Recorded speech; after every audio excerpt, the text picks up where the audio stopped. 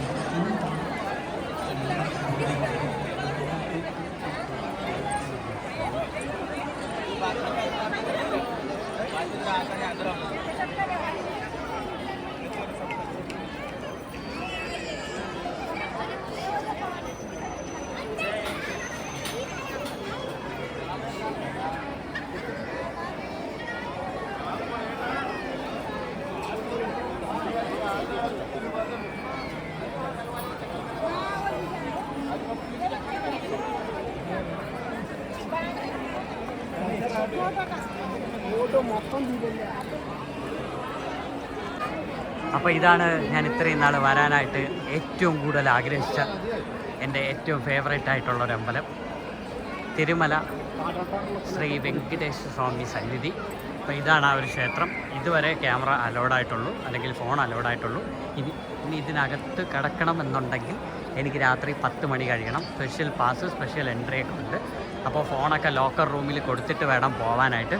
ഇപ്പോൾ സന്ധ്യ ആയിട്ടുണ്ട്. അപ്പോൾ ഈ ഒരു ക്ഷേത്രത്തിലേക്ക് വരുന്നുണ്ട്, അതായത് വെങ്കടേശ്വര സ്വാമിയെ കാണുന്ന മുമ്പേ ആദ്യം വരാഹമൂർത്തിയെ കാണണം. വരാഹമൂർത്തിയെ കണ്ടതിന് ശേഷം മാത്രമേ വെങ്കടേശ്വര സ്വാമിയെ കാണാൻ പറ്റത്തുള്ളൂ. അപ്പോൾ തിരുപ്പതി ബാലാജി അങ്ങനെ ഒരുപാട് പേരിൽ അറിയപ്പെടുന്ന ഒരു ക്ഷേത്രം കൂടെയാണ്. പറയാൻ വാക്കുകൾ കിട്ടുന്നില്ല, കാരണം എന്തൊരു ഫീലിംഗ് ആണെന്നറിയാമോ. ഈ ഒരു പർട്ടിക്കുലർ പോർഷനിൽ നിൽക്കുമ്പോൾ തന്നെ കിട്ടുന്ന ഫീലിങ്സേ വേറെയാണ്. ക്ഷേത്രത്തിലെ ആനകളാണ് ഇവിടെ നിൽക്കുന്നത്.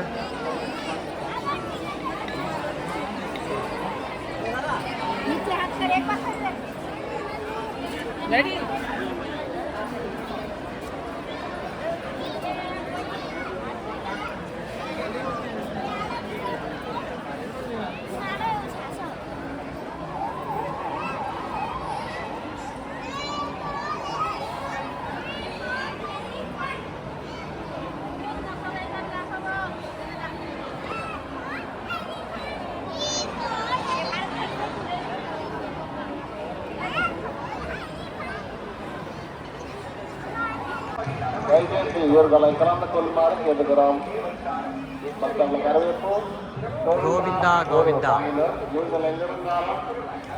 ఎదురుగా సర్వాంగ మరల ఉండు వైజయంతి ఇవరుಗಳ ಎಕರಾಂತ ಕೊಲ್ಮಾರಕ್ಕೆ ಎದುರುಗರಾಂ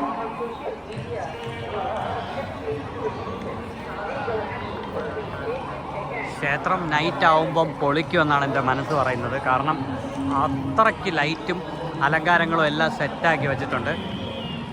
അത്രയ്ക്ക് നൈറ്റും അലങ്കാരങ്ങളൊക്കെയാണ് സെറ്റാക്കി വെച്ചിരിക്കുന്നത്. ഫുള്ള് ഇതോ അവിടെ ലൈറ്റ് ഇട്ട്, ആ ഒരു ലൈറ്റ് ഇട്ട്. പക്ഷേ ഇതൊക്കെ രാത്രി ഒന്ന് തെളിഞ്ഞ് കണ്ടാൽ കിട്ടുമായിരിക്കും എന്ന് പറഞ്ഞാൽ കിടുമായിരിക്കും. ഇന്നൊരു സ്പെഷ്യൽ ദിവസമാണ്.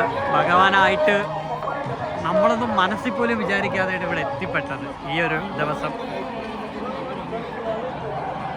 ഫുള്ള് കിട്ടിയിട്ടുണ്ട്.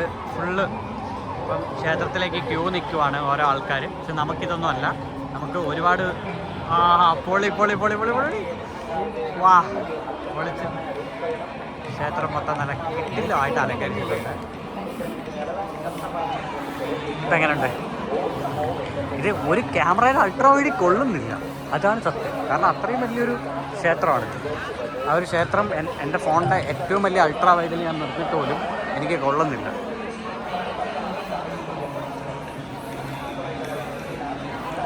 ഏറ്റവും ബാക്കിലോട്ട് ഞാൻ പൊയ്ക്കൊണ്ടിരിക്കുവാണ്. ഇനിയും ലൈറ്റ് ഒരുപാട് ഓണാക്കാനുണ്ട്, ഇനിയും ഒരുപാട് ഓണാക്കാനുണ്ട് 4 ചുറ്റും. അതെല്ലാം കൂടെ ഓണാക്കി വരുമ്പോഴത്തേക്കും നല്ല രസമായിരിക്കും നൈറ്റ് കാണാനായിട്ട്. ഞാൻ അതിന് വേണ്ടിയാണ് വെയിറ്റ് ചെയ്യുന്നത്. എന്തായാലും ഇനിയിപ്പോൾ റൂമിലോട്ട് പോകണം. റൂമിൽ പോയി ഒന്ന് ചെക്ക് ഇൻ ചെയ്തിട്ട് വരാം, തൊഴാം. എന്തായാലും ഇവിടെ തന്നെ നാളെ വരെ ഇവിടെ തന്നെയാണ് നിൽക്കാൻ ഉദ്ദേശിക്കുന്നത്.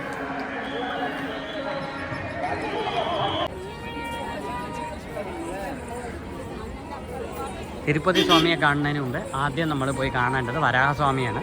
അപ്പോൾ വരാഹമൂർത്തിയെ കണ്ട് അനുവാദം വാങ്ങിച്ചിട്ട് വേണം തിരുപ്പതിയിൽ വന്ന് ബാലാജിയെ കാണാനായിട്ട്. കാരണം എന്താണെന്ന് ചോദിച്ചു കഴിഞ്ഞാൽ ഈ ഒരു സ്ഥലത്ത് മഹാവിഷ്ണുവിൻ്റെ 3ാമത്തെ അവതാരമായ അവതാരം എടുത്തു.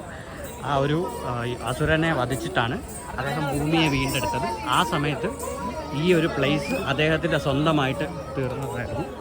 തിരുമല ഫുള്ള് അദ്ദേഹത്തിൻ്റെ സ്വന്തമായിരുന്നു. അപ്പോൾ ആ ഒരു പ്ലേസിലാണ് പിന്നീട് ഭാവിയിൽ വിഷ്ണു സ്വയമായിട്ട് കാലെടുത്ത് കുത്തി വന്നത്. അപ്പോൾ അതുകൊണ്ട് ഈ ഒരു സ്ഥലത്ത് വന്ന്, അതായത് ഈ ഒരു അമ്പലത്തിൽ വന്ന് മഹാവിഷ്ണുവിനെ തൊഴണതിന് മുമ്പേ വരാഹമൂർത്തിയെ കണ്ട് അനുവാദം വാങ്ങിച്ചിട്ട് വേണം തൊഴാനെന്നാണ് ഐതിഹ്യം. അതാണ് ആ ഒരു കറക്റ്റ് ഒരു രീതി. അപ്പോൾ നമ്മൾ വരാഹമൂർത്തിയെ കാണാൻ പോവാണ്. അത്യാവശ്യം ക്യൂ ഉണ്ട്, അതായത് ആൾക്കാരില്ല, പക്ഷേ ആ ഒരു ക്യൂവിൻ്റെ ഒരു തിരക്കുണ്ട്. ഈ തിരക്കിൽ കൂടെയാണ് നമ്മളിപ്പോൾ പൊയ്ക്കൊണ്ടിരിക്കുന്നത്.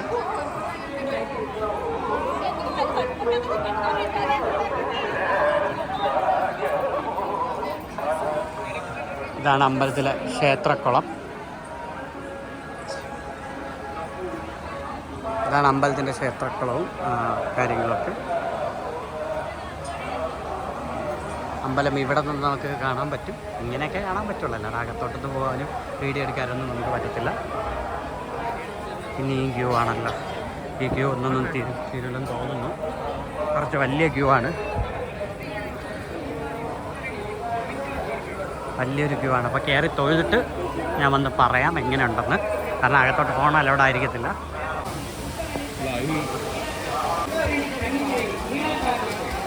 ക്ഷേത്രക്കുളമാണ്.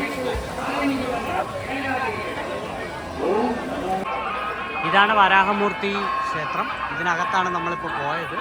ഇതിൻ്റെ ബാക്ക് സൈഡ് അപ്പുറത്താണ് പുഷ്കരണി വരുന്നത്.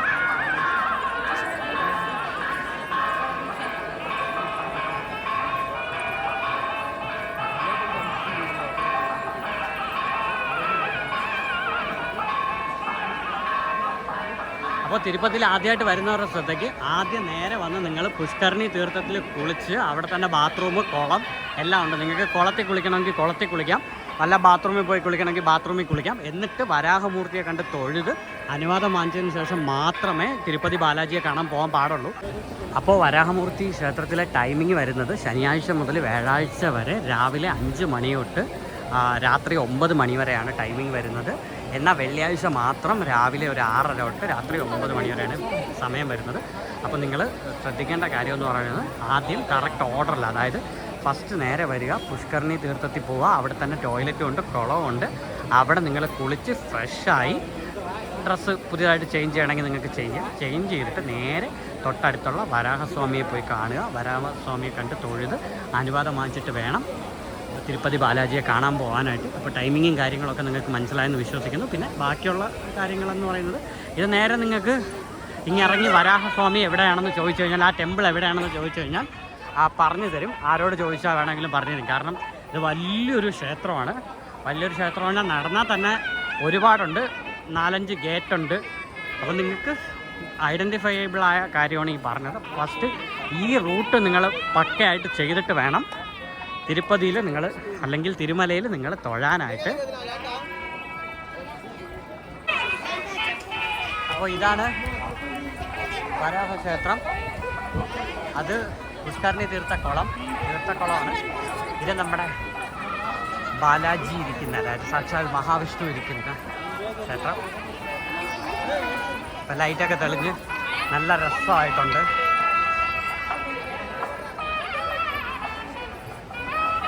നമ്മൾ ക്ഷേത്രം ഇങ്ങനെ വലം വെച്ച് നടക്കുവാണ്.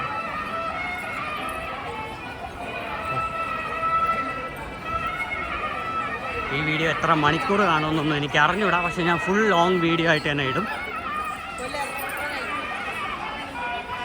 ഇവിടെ ലൈറ്റ് ഇട്ടില്ല, ഇവിടെ ഇനി രാത്രിയെ ലൈറ്റ് ഇടുവോളം തോന്നുന്നു. അപ്പോൾ വരാം.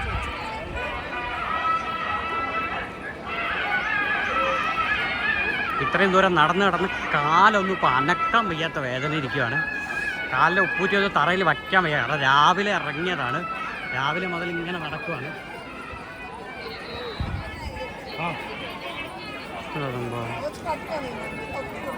ഏതോ VIP വരുന്നെന്ന് തോന്നുന്നു. ഏതോ ഒരു VIP വരുവാണ്. ഭൂമിയിലെ ഒരു സ്വർഗം എന്ന് വിശേഷിപ്പിക്കാൻ പറ്റുന്ന ഏക സ്ഥലം. എൻ്റെ ഒരു എക്സ്പീരിയൻസിൻ്റെ പാർട്ടായിട്ട് പറയാം. ഇവിടെ വരുമ്പോൾ കിട്ടുന്ന ഒരു ഫീലിങ്സ്, ഗോവിന്ദ ഗോവിന്ദ.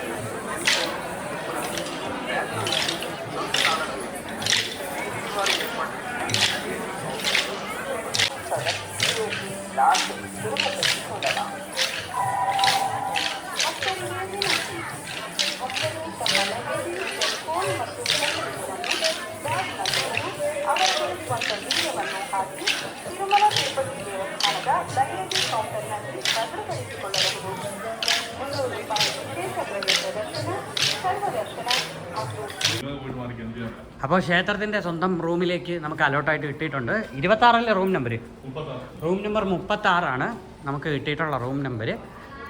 ഇത് കണ്ടിട്ടൊരു ജല ഹോസ്പിറ്റൽ സെറ്റപ്പാണ്, പഴയ നമ്മുടെ ജല ഹോസ്പിറ്റൽ സെറ്റപ്പാണ്. 36ാമത്തെ റൂം എത്തിയിട്ടുണ്ട്. ഈ റൂമാണ് എനിക്ക് കിട്ടിയിട്ടുള്ളത്. എന്തായാലും ഞാനൊന്ന് തുറക്കട്ടെ എങ്ങനെയുണ്ടെന്ന്. First impression is the best impression എന്നല്ലേ പറയുന്നത്. സുദർശൻ NC1.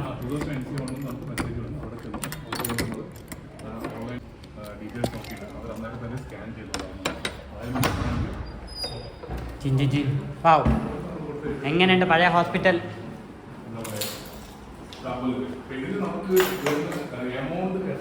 100 രൂപ.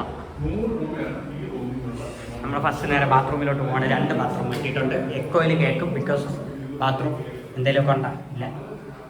നല്ലൊരു ക്ലോസറ്റ് കിട്ടി. ഇത് കുളിക്കുന്ന ബാത്റൂം, അത് ബാത്റൂമിൽ പോകുന്ന ബാത്റൂം. ഓക്കെ, അത് ടോയ്ലറ്റ്. ഇത് toilet and this is bathroom. Okay, ഇത് വാഷ് സ്പേസ്. ഇവിടെ ലൈറ്റ് ഒന്നുമില്ല വാഷ് സ്പേസിന്.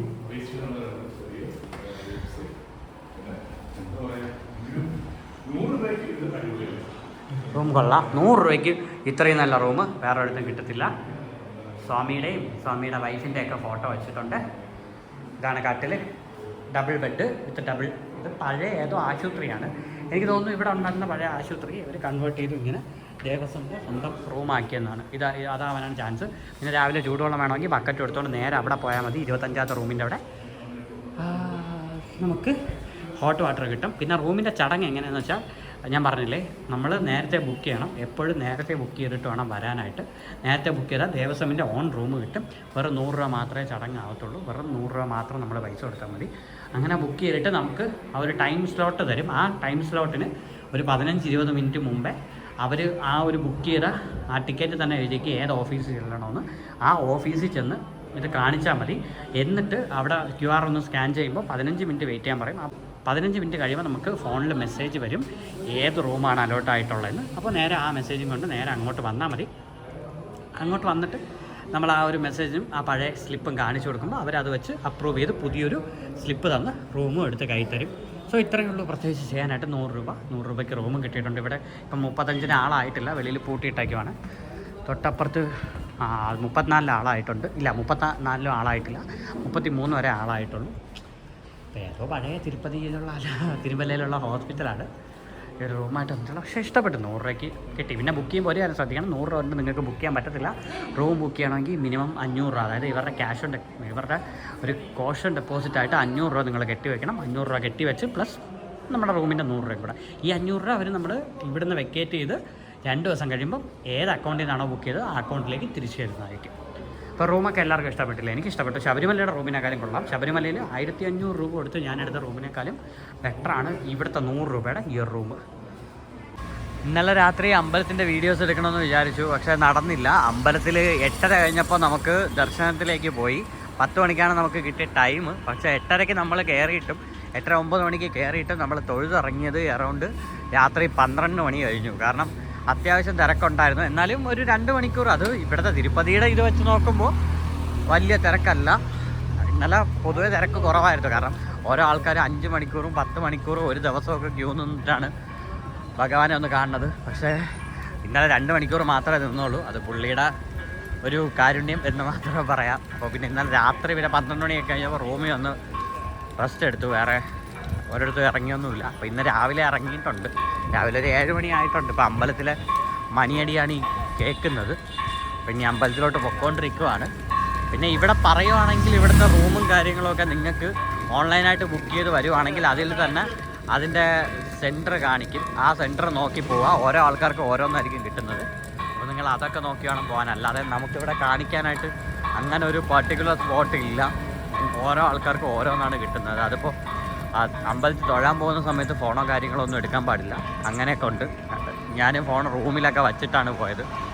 അല്ലാതെ ഫോൺ കൊണ്ടുപോകാൻ പറ്റത്തില്ല. ഫോൺ കൊണ്ടുപോയി കഴിഞ്ഞാൽ അവിടെ ലോക്കറിൽ വയ്ക്കേണ്ടി വരും. അതിനേക്കാളും ഭേദം നമ്മുടെ തന്നെ റൂമിൽ വയ്ക്കുക എന്നതാണ് ഏറ്റവും വലിയ കാര്യം.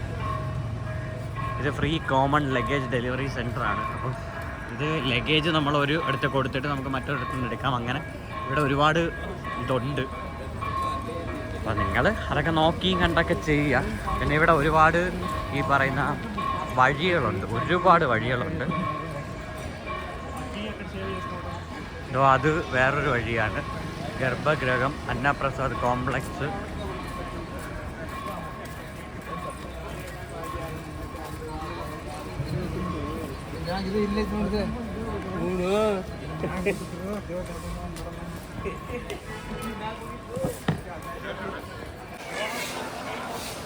ഇതാണ് ഇവിടുത്തെ സ്റ്റേജ്. അതായത് ഈ സ്റ്റേജിലാണ് ഇവിടുത്തെ ഗാനമേളയും ഡാൻസ് അങ്ങനെ ഒരുപാട് ചടങ്ങുകൾ നടക്കുന്നത്. അപ്പോൾ ഇവിടെ ഇന്നലെ വൈകുന്നേരം അത്യാവശ്യം നല്ല തിരക്കുണ്ടായിരുന്നു. ഇന്നലെ വൈകുന്നേരം ഇവിടെ പ്രഭാഷണവും ഗാനമേളയും അതൊക്കെ നടക്കുന്നുണ്ടായിരുന്നു ഇന്നലെ വൈകുന്നേരം. ഇന്നിപ്പോൾ രാവിലെ ആയതുകൊണ്ടാണ് ഇവിടെ ആരും ഇല്ലാത്തത്, എല്ലാം അടച്ചിരിക്കുന്നത്. രാവിലെ ഇവിടെ ക്ലീനിങ്ങും കാര്യങ്ങളൊക്കെ നടക്കുന്നുണ്ട്. ഇപ്പോൾ രാവിലെ 7 മണിയൊക്കെ ആയതേ ഉള്ളൂ. അമ്പലത്തിൻ്റെ പുറത്തൊന്നും അധികം ആൾക്കാരെ നിർത്തുന്നില്ല. എന്നുവെച്ചാൽ ആൾക്കാർ കിടന്നുറങ്ങുന്നു. ജസ്റ്റ് തുടങ്ങിയ ടൈം മാത്രമേ ഉള്ളൂ. കുളിക്കുന്നു, പല്ല് കഴിക്കുന്നു. അമ്പലം ഇപ്പോൾ ജസ്റ്റ് ഓപ്പൺ ആയത് വെച്ചാൽ അമ്പലം രാവിലെ അങ്ങനെ അടച്ചിട്ടൊന്നുമില്ല. പക്ഷേ ദർശനം ഈ വഴിയല്ലല്ലോ. നമുക്ക് ദർശനം വേറെ വഴി കൂടെ വേറെ സ്ഥലത്താണ് പോകാനുള്ളത്. ഇവിടെ ഒന്നുമല്ല ദർശനം. ദർശനത്തിന് നിങ്ങൾ ജയിലിലൊക്കെ കിടന്നു വേണം പോകാൻ. ഇന്നലെ വന്യ എക്സ്പീരിയൻസ് ആയിരുന്നു. ലൈഫിൽ ആദ്യമായിട്ടാണ് ഒരു അമ്പലത്തിൻ്റെ ദർശനം. അതായത് അമ്പലം ഇതാണ് നമ്മൾ കാണുന്ന തിരുപ്പതി ഭഗവാൻ ഇരിക്കുന്നത് ഇതിൻ്റെ തൊട്ട് ബാക്കിലാണ്. അതായത് നമ്മളിപ്പോൾ ഈ കാണുന്ന ഗോപുരത്തിൻ്റെ തൊട്ട് ബാക്കിലുള്ള അകത്തെ ആ ഒരു ഗോപുരത്തിലാണ് ഭഗവാന്റെ മെയിൻ വിഗ്രഹവും കാര്യങ്ങളും എല്ലാം ഇരിക്കുന്നത്. നമ്മളിവിടെ തന്നെയാണ് വരുന്നത്. പക്ഷേ ഇവിടെ തൊഴാൻ എൻ്റെ ജീവിതത്തിൽ ആദ്യമായിട്ടാണ് ഞാൻ ഇത്രയും നേരം ക്യൂ നിന്നിട്ട് ഒരമ്പലത്തിൽ തൊഴുന്നത്. അതും ഇവിടെ ഒന്നുമല്ല നമ്മൾ തൊഴാനായിട്ട് വരുന്നത്, വേറെ എവിടുന്നോ. അതായത് ഇത് ഒരുപാടുണ്ട് ഇവിടെ നമുക്ക് കിട്ടിയത് ATC ലൈൻ എന്ന് പറയുന്ന ഒരു ലൈനാണ്. അപ്പോൾ ആ ATC ലൈനിൽ അവിടെ പോയി ക്യൂ നിന്ന് ATC ലൈനിൽ പോയി ക്യൂ നിന്നിട്ട് അവിടുന്ന് അകത്തൂടെ ഒരു കുറേ ദൂരം നടന്ന് ഒരു 9 മണിയൊക്കെ ആയപ്പോൾ ഒരു ജയിലിൽ വന്നു. ജയിലെന്നൊക്കെ പറഞ്ഞാൽ പ്രോപ്പർ ജയിൽ എന്ന് വെച്ചാൽ അവിടെ ഫുള്ള് ഷട്ടറിട്ട്, റൂം ഷട്ടറൊക്കെ ഇട്ടിട്ട് മൊത്തം അടച്ച് അവിടെ TV ഒക്കെ വെച്ച് ബാത്റൂമൊക്കെ സെറ്റ് ചെയ്ത് അതിനകത്ത് തന്നെ നമുക്ക് നിൽക്കാം. എപ്പോഴാണോ അവർ തുറക്കുന്നത് അപ്പോഴും മാത്രമേ പോകാൻ പറ്റത്തുള്ളൂ. അങ്ങനെ ഒരു ജയിലായിരുന്നു അത്. അങ്ങനെ ആ ഒരു സ്ഥലത്ത് നിന്ന് അറൗണ്ട് 11:40 കഴിഞ്ഞപ്പോൾ രാത്രി ഇതിനകത്തെത്തി തൊഴുതു വെളിയിറങ്ങി. രാത്രി 12 മണി കഴിഞ്ഞു കറക്റ്റായിട്ട് തൊഴുതു വെളിയിറങ്ങിയത്.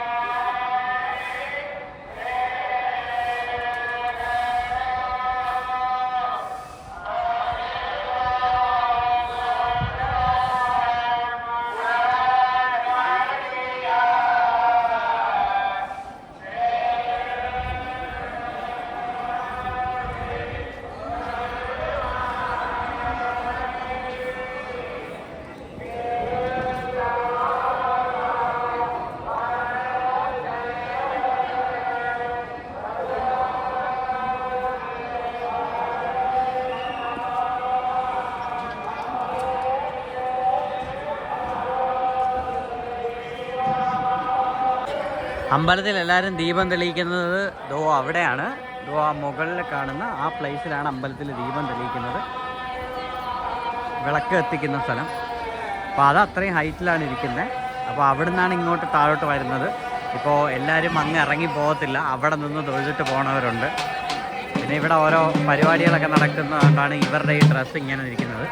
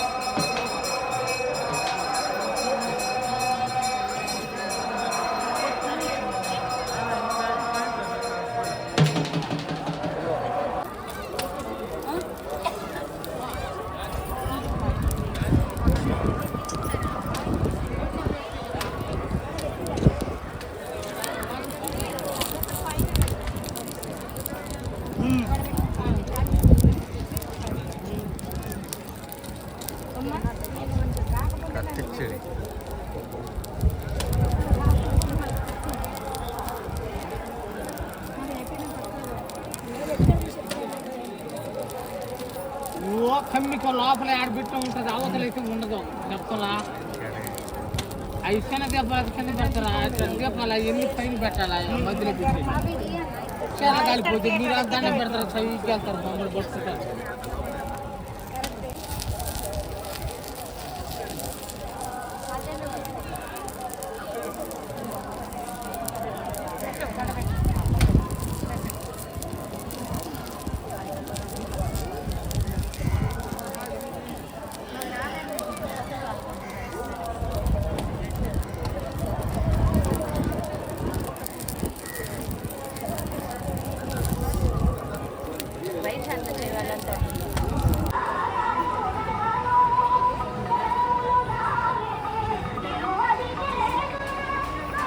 തിരുമലയിലേക്ക് നിങ്ങൾ വരുമ്പോൾ ഇതേപോലൊരു വഴിയിലായിരിക്കും നിങ്ങൾക്ക് എൻട്രൻസ് കിട്ടുന്നത്. ഇതായിരിക്കും മെയിനായിട്ടുള്ള ആ ഒരു മെയിൻ കവാടം. ഇവിടെ ആഞ്ജനേയ സ്വാമിയുടെ അമ്പലമുണ്ട്. അപ്പോൾ ഈ ഒരു അമ്പലത്തിൽ പോയി നിങ്ങൾ പ്രാർത്ഥിക്കുക. ഈ ഒരു അമ്പലത്തിൽ പോയി പ്രാർത്ഥിച്ചിട്ട് നിങ്ങൾക്ക് വിളക്ക് കത്തിക്കാൻ താല്പര്യമുണ്ടെങ്കിൽ നിങ്ങൾ നേരെ ഇവിടെ വന്ന് വിളക്ക് കത്തിക്കുക. ഇത് വിളക്ക് കത്തിക്കുന്ന സ്പോട്ടാണ്. ഇവിടെ നിന്നാണ് പൊതുവേ നിങ്ങൾക്ക് വിളക്ക് കത്തിക്കുന്ന എല്ലാവരും വിളക്ക്, കർപ്പൂരം, ചന്ദനത്തിരി എല്ലാം ഇത് കത്തിക്കുന്നത്. വിളക്ക് കത്തിച്ച് ഫോട്ടോയൊക്കെ എടുത്ത് അല്ലെങ്കിൽ ഫോട്ടോയൊക്കെ എടുത്തതിന് ശേഷം നിങ്ങൾ ഇതുവഴി നടക്കുക. ഇതുവഴി ഇങ്ങനെ നടന്ന് താഴെ ഇറങ്ങുക. ഇതാണ് നമ്മുടെ സ്റ്റെപ്പ്. അപ്പോൾ നമ്മൾ ഇതുവഴി ഇങ്ങനെ ഇറങ്ങുന്നു. ഇത് ഈ കാണുന്നതാണ് തിരുമല സ്വാമി ക്ഷേത്രം. ഇതാണ് നമ്മുടെ അമ്പലം. അപ്പോൾ ഇതിൻ്റെ ചുറ്റുപാട് ഇത് വന്നിട്ട് ഗാനമേളയും കാര്യങ്ങളൊക്കെ നടത്തുന്ന ഇവിടുത്തെ സ്റ്റേഡിയം അല്ലെങ്കിൽ മണ്ഡപം എന്ന് പറയും. ഇതാണ് മെയിൻ കോമ്പൗണ്ട്. ഇതുവഴി ഒന്നുമല്ല തൊഴാൻ കയറുന്നത്. തൊഴാൻ കയറാനായിട്ട് നിങ്ങൾക്ക് 2 ഓപ്ഷനാണുള്ളത്. ഒന്ന് ഫ്രീ ബുക്കിങ്ങും, 2 നിങ്ങൾ ഓൾറെഡി 3 മാസം മുന്നേ ബുക്ക് ചെയ്തിട്ടുള്ളൂ. അപ്പോൾ 3 മാസം മുന്നേ നിങ്ങൾ ബുക്ക് ചെയ്തിട്ടുണ്ടെങ്കിൽ അതിന് സെപ്പറേറ്റ് ടൈം സ്ലോട്ടും കാര്യങ്ങളും എല്ലാം കാണും. അതോടൊപ്പം നിങ്ങളുടെ റൂം നിങ്ങൾ 3 മാസം മുന്നേ ബുക്ക് ചെയ്തിട്ടുണ്ടെങ്കിൽ അതിൻ്റെയും ടൈം സ്ലോട്ടും കാര്യങ്ങളും എല്ലാം ടിക്കറ്റ് തന്നെ കാണും.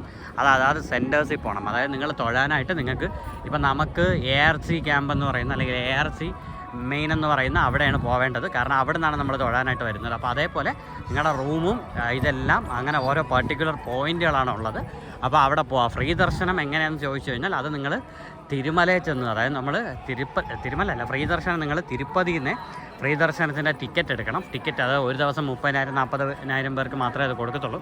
അതെടുത്തിട്ട് ഇവിടെ ഫ്രീ ദർശനത്തിന് സെപ്പറേറ്റ് കൗണ്ടേഴ്സ് ഉണ്ട്. അവിടെ പോയി നിന്ന് വേണം അങ്ങോട്ട് വരാൻ. ഇവിടെ നിന്ന് ഭഗവാനെ ജസ്റ്റ് ഒന്ന് വെളിയിൽ നിന്ന് തൊഴുതിട്ട് നിങ്ങൾ ആദ്യം പോവേണ്ടത് ഇവിടുന്ന് നേരെ റൈറ്റ് എടുത്ത്, അതായത് ഇവിടുന്ന് നേരെ ഇങ്ങോട്ട് റൈറ്റ് എടുത്തിട്ട് നേരെ നിങ്ങൾ വരാഹസ്വാമിയെ കാണണം. അതിനു മുമ്പ് നിങ്ങൾ ഇവിടുത്തെ തീർത്ഥക്കുളമുണ്ട്, തീർത്ഥക്കുളത്തിൽ പോയി കുളിക്കണം. ഫസ്റ്റ് തീർത്ഥക്കുളത്തിൽ പോയി കുളിച്ചിട്ട് നിങ്ങൾ വരാഹസ്വാമിയും കണ്ടിട്ട് വേണം ഭഗവാനെ കാണാൻ. അങ്ങനെയാണ് കറക്റ്റ് പറയുന്നത്. അപ്പം നിങ്ങളത് മറക്കരുത്. ഇവിടെ രാവിലെ തിരക്കും കാര്യങ്ങളൊന്നുമില്ല. വെച്ചാൽ അമ്പലത്തിനകത്ത് തിരക്കാണ്, അമ്പലത്തിനകത്ത് തൊഴാനും കാണും. അവരൊന്നും ഈ കോമ്പൗണ്ടുമായിട്ട് ഒരു ബന്ധവുമില്ല. ഇതിനകത്താണ് ഭഗവാൻ ഇരിക്കുന്നതെങ്കിലും നമ്മൾ തൊഴാൻ വരുന്നത് എൻറ്റയർലി ഡിഫറെൻറ്റ് ഫ്രം ദിസ്. പറയുകയാണെങ്കിൽ വേറെ അതുവഴിയൊക്കെ എവിടെയൊക്കെ കൂടെ ഒക്കെ കറങ്ങിയാണ് നമ്മൾ തൊഴാനായിട്ട് ഇവിടെ വരുന്നത്. അത് വേറെ ഗേറ്റ് വഴി, ഇതിനകത്ത് വേറെ ഗേറ്റ് വഴിയൊക്കെയാണ് വരുന്നത്. ഞാൻ ഇന്നലെ രാത്രിയെ തൊഴുതു. അതിൻ്റെ എക്സ്പീരിയൻസ് എന്നൊക്കെ പറയുന്നത് അന്യായമാണ്. അതിന് എങ്ങനെ പോയാലും മിനിമം 3-4 മണിക്കൂർ നിങ്ങൾക്ക് എടുക്കും. അപ്പോൾ അതുകൊണ്ട് മാക്സിമം നിങ്ങൾ ഇവിടെ വന്ന് ഫസ്റ്റ് വരാഹസ്വാമിയും കണ്ട് കുളത്തിലും കുളിച്ചതിന് ശേഷം മാത്രം നിങ്ങൾ തൊഴാൻ വേണ്ടി പോവുക. ഓക്കെ. പിന്നെ കറക്റ്റ് ടൈം സ്ലോട്ടിന് 1 മണിക്കൂർ മുമ്പ്, നിങ്ങൾ 1-1.5 മണിക്കൂറിന് മുമ്പ് നിങ്ങൾ അവിടെ എത്തിപ്പെടാൻ അല്ലെങ്കിൽ എത്തിച്ചേരാൻ നിങ്ങൾ ശ്രമിക്കുക. എന്നാൽ മാത്രമേ കറക്റ്റ് ടൈമിന് ഭഗവാനെ കാണാൻ പറ്റുള്ളൂ. അല്ലാതെ വേറെ കുഴപ്പമോ കാര്യങ്ങളൊന്നുമില്ല. നിങ്ങൾ ചെന്ന് കഴിഞ്ഞാൽ നിങ്ങൾക്ക് ദർശനമൊക്കെ ഉറപ്പായിരിക്കും. പിന്നെ ഒരിക്കൽ തൊഴുത് കഴിഞ്ഞ് മറ്റമ്പലങ്ങളൊക്കെ വീണ്ടും തിരിച്ച് കറങ്ങിയൊന്നും തൊഴാനൊന്നും പറ്റത്തില്ല. ഇനി നിങ്ങൾ തൊഴണമെന്നുണ്ടെങ്കിൽ നിങ്ങൾ വീണ്ടും 2 മാസം കഴിഞ്ഞ് ബുക്ക് ചെയ്ത് വരണം. അല്ലാതെ ഫ്രീ ടിക്കറ്റൊക്കെ എടുത്ത് വരണമെന്നുണ്ടെങ്കിൽ പിന്നെ നിങ്ങൾക്ക് വീണ്ടും ഒരു 3-4 ദിവസം ഇവിടെ പോവും. പിന്നെ ഈ ഒരു അമ്പലത്തിൽ തൊഴുന്നതിന് മുന്നേ നിങ്ങൾക്ക് ഇതിൻ്റെ ചുറ്റുപാടുള്ള ഒരു 6 ഫേമസായ സ്ഥലങ്ങളുണ്ട്. അതായത് ഭഗവാന്റെ കാൽപാദം പതിഞ്ഞ സ്ഥലം, ഭഗവാൻ ആദ്യം കാല് കുത്തിയ സ്ഥലം, പിന്നെ ഭഗവാനെ അഭിഷേകം ചെയ്യാനായിട്ട് വരുന്ന തീർത്ഥം, അങ്ങനെ സുദർശന ചക്രം പ്രത്യക്ഷപ്പെട്ട സ്ഥലം, അതോടൊപ്പം ഭഗവാനും ഒരു സ്വാമിയും കൂടെ ഈ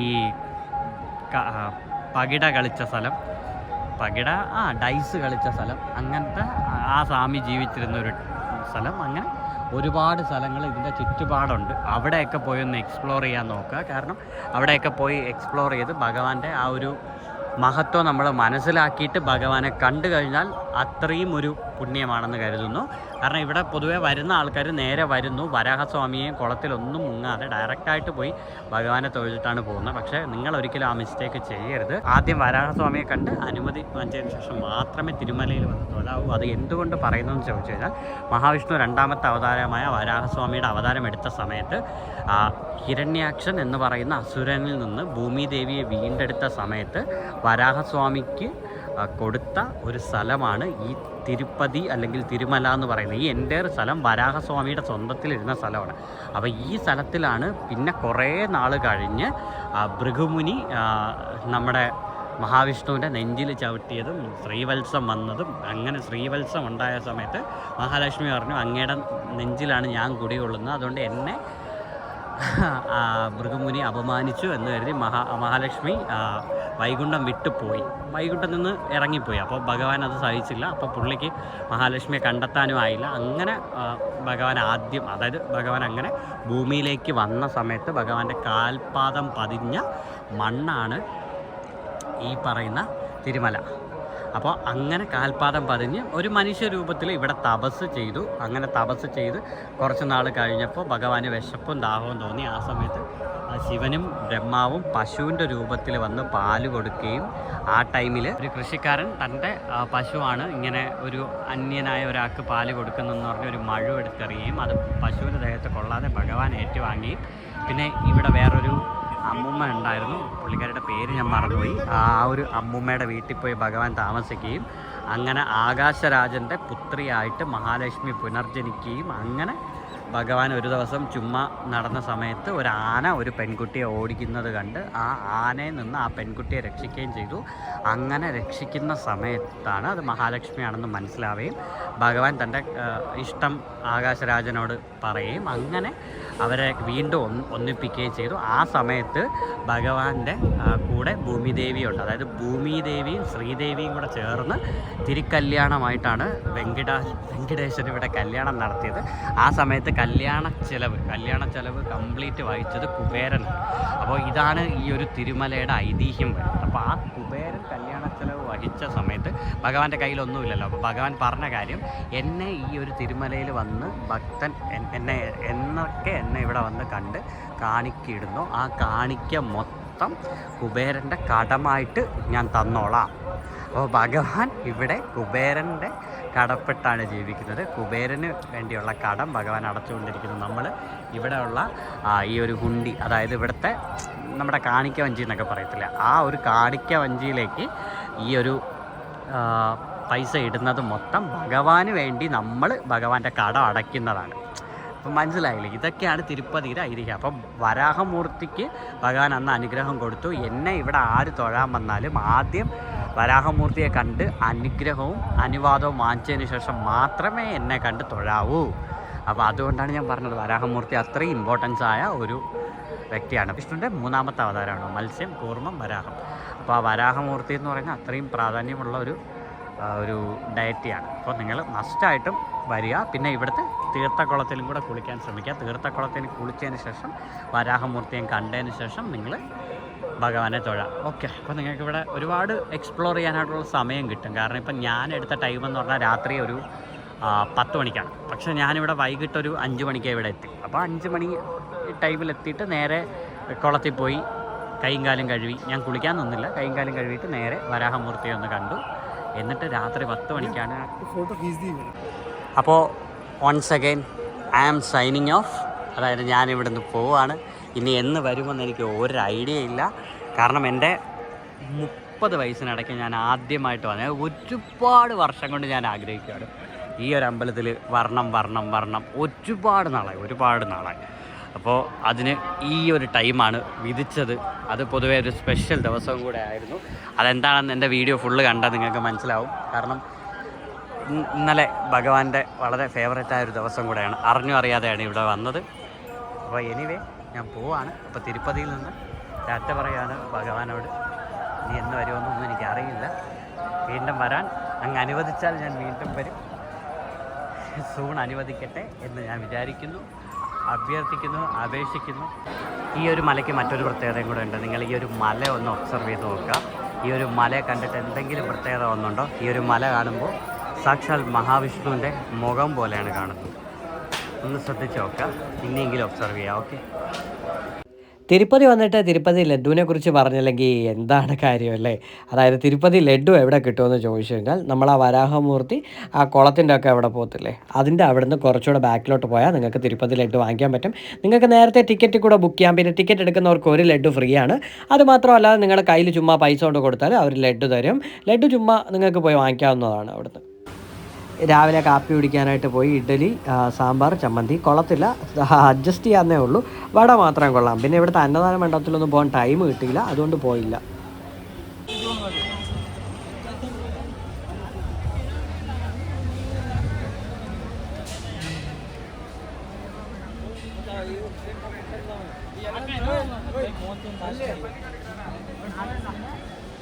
ഗൂഗിൾ മാപ്പിൽ കയറിയിട്ട് സുദർശൻ 1C എന്ന് പറഞ്ഞ് നോക്കിക്കഴിഞ്ഞാൽ നിങ്ങൾക്ക് ഈ ഒരു ലൊക്കേഷൻ കിട്ടും. ഇവിടെയാണ് മെയിനായിട്ട് ആ റൂമിൻ്റെ ആ ബുക്കിങ്ങും കാര്യങ്ങളൊക്കെ വരുന്നത്. അതായത് ഇതിനകത്തല്ല, ഇതിൻ്റെ പുറത്തതാ ഈ ഗ്രില്ല് കണക്ക് അടച്ചിട്ടേക്കുന്ന കുറേ ഷെഡുകളുണ്ട്. ഈ ഷെഡിൻ്റെ അടുത്താണ് നിങ്ങൾ ഇവിടെ വന്ന് സ്പോട്ട് ബുക്കിങ്ങിനായിട്ട് റൂം ചെയ്യണമെങ്കിൽ നിങ്ങൾക്ക് ഇവിടെ വന്ന് ക്യൂ ഒക്കെ നിന്ന് എടുക്കേണ്ടി വരും. ഓൺലൈനായിട്ടാണ് ബുക്ക് ചെയ്യണമെങ്കിൽ നിങ്ങൾ അതും ഇതുവഴി തന്നെ വരണം. ഇതിൻ്റെ അങ്ങോട്ട് ഫ്രണ്ടിലോട്ട് പോകുമ്പോൾ നിങ്ങൾക്കൊരു ഓഫീസ് കാണും. നമുക്ക് വന്നിട്ടുള്ളത് ARC എന്ന് പറയുന്നൊരു ഓഫീസാണ്. പക്ഷെ നിങ്ങൾക്ക് അവിടെ ആയിരിക്കത്തില്ല വരുന്നത്. നിങ്ങളത് വ്യക്തമായിട്ട് ടിക്കറ്റ് നോക്കിയിട്ട് ആ ഓഫീസിലോട്ട് പോവുക. പിന്നെ ഇവിടെ ഒരുപാട് ഗസ്റ്റ് ഹൗസസ് കാര്യങ്ങളെല്ലാം ഉണ്ട്. പിന്നെ ഒരുപാട് പാർക്കിങ്, അങ്ങനെ ഒരുപാട് ഐറ്റംസ്. ഇപ്പം നേരെ നോക്കുകയാണെങ്കിൽ സപ്തഗിരി റെസ്റ്റ് ഹൗസ് ഉണ്ട്. അങ്ങനെ ഇത് ഫുള്ള് ഇങ്ങനെ മൊത്തം തിരക്കാണ്. നിങ്ങൾ ഇവിടെ വന്നിട്ട് നിങ്ങൾക്ക് ആ ഒരു പെർട്ടിക്കുലർ സ്പോട്ടിൻ്റെ പേര് കിട്ടിക്കഴിഞ്ഞാൽ നിങ്ങൾക്ക് ഗൂഗിൾ മാപ്പിൽ നോക്കിയാൽ കറക്റ്റ് ഒരു ഐഡിയ കിട്ടും. പിന്നെ നേരെ പോയി കഴിഞ്ഞാൽ റെയിൽവേയുടെ റിസർവേഷൻ കൗണ്ടർ കിട്ടും. അങ്ങനെ ഫുള്ളൊരു വലിയൊരു സിറ്റിയാണ് ഇതിൻ്റെ മുകളിൽ. എന്തുമാത്രം ടാക്സീസ് കിടക്കുന്നുണ്ടോ? ഇത് മൊത്തം ഓട്ടം പോകാൻ കിടക്കുന്ന ടാക്സീസാണ്. ഇത് രണ്ട് വരി എന്ന് പറയുമ്പോൾ 8 വരി പാതയാണ്.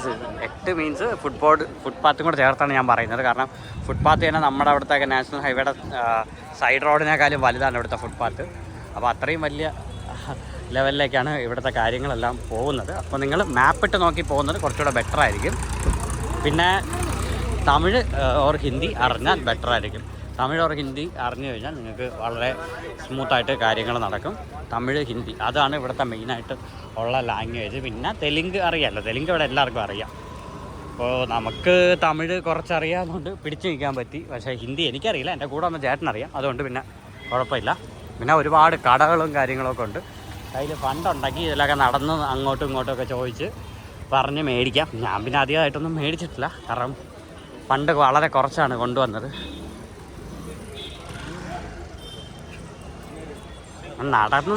നടന്ന് കിളി പോവും, കാരണം അത്ര മാത്രം ഉണ്ട് നടക്കാനായിട്ട്. അതായത് കറങ്ങി തിരിഞ്ഞ് എവിടെയൊക്കെ പോയി ചെന്ന് ചേരുമെന്നൊന്നും പറയാൻ പറ്റില്ല. അതായത് വലിയൊരു സിറ്റിയാണ് ഈ ഒരു മലയുടെ മുകളിൽ. ഇവിടെ ഈ HT കാർ കോംപ്ലക്സിൻ്റെ പാർക്കിങ്ങിൻ്റെ ഏരിയയിലേക്ക് വരിക. ഇവിടെ വന്നിട്ട് രണ്ടാമത്തെ അല്ലെങ്കിൽ മൂന്നാമത്തെ കെട്ടിടത്തിൽ പോയി കഴിഞ്ഞാൽ നിങ്ങൾക്ക് പ്രിൻ്റ് എടുക്കാൻ പറ്റും. ഇവിടെ ഈസി ആയിട്ട് നിങ്ങൾക്ക് ഈ ഒരു ടിക്കറ്റിൻ്റെ ഒക്കെ പ്രിൻറ്റും സെറോക്സും ഒക്കെ എടുക്കാൻ പറ്റും. ഞാനിപ്പോൾ അങ്ങനെയാണ് എടുത്തത്, പ്രിൻറ്റും കാര്യങ്ങളൊക്കെ. ടിക്കറ്റൊക്കെ പ്രിൻ്റായിട്ട് തന്നെ എടുത്തുകൊണ്ട് പോകണം, മൊബൈലിൽ കാണിച്ചിട്ട് കാര്യമില്ല. അപ്പോൾ അത് മറക്കണ്ട. ഈ ഒരു HT കോംപ്ലക്സ് കാർ പാർക്ക്, അതിൻ്റെ തൊട്ടടുത്തുള്ള കുറേ കുഞ്ഞു കുഞ്ഞു കടകളുണ്ട്, ഒരുപാട് കടകളുണ്ട്. ഇതിൽ നിങ്ങൾ ഈ നീല കളറിലിരിക്കുന്ന രണ്ടാമത്തെ ബിൽഡിങ്ങിൽ പോയി നോക്കിയാൽ മതി. പിറ്റേ ദിവസം തിരിച്ചു പോകാനായിട്ട് ഞാൻ തിരുമലയിൽ നിന്ന് ഇറങ്ങിയായിരുന്നു. തിരുമലയിൽ നിന്ന് ഇറങ്ങി ബസ് കിട്ടി, 90 രൂപ കൊടുത്തു, തിരുപ്പതിയിൽ വന്ന് ഇറങ്ങിയായിരുന്നു. അത് വന്നത് വേറെ വഴിയായിരുന്നു, പിന്നെ വീഡിയോ ഒരുപാടാവുമെന്ന് കരുതിയാണ് ഞാൻ എടുക്കാത്തത്. ഇതാണ് തിരുപ്പതി റെയിൽവേ സ്റ്റേഷൻ. ഈ റെയിൽവേ സ്റ്റേഷൻ ഞാൻ പകലിൽ വെളിച്ചത്തിൽ കണ്ടപ്പോഴാണ് മനസ്സിലായത് ഇത്രയും വലിയ റെയിൽവേ സ്റ്റേഷൻ ആയിരുന്നു അല്ലേ. കാരണം ഞാൻ രാത്രി വന്നിറങ്ങിയപ്പോൾ ഒരിക്കലും ഇത്രയും വലിയ റെയിൽവേ സ്റ്റേഷനാണെന്ന് വിചാരിച്ചില്ല.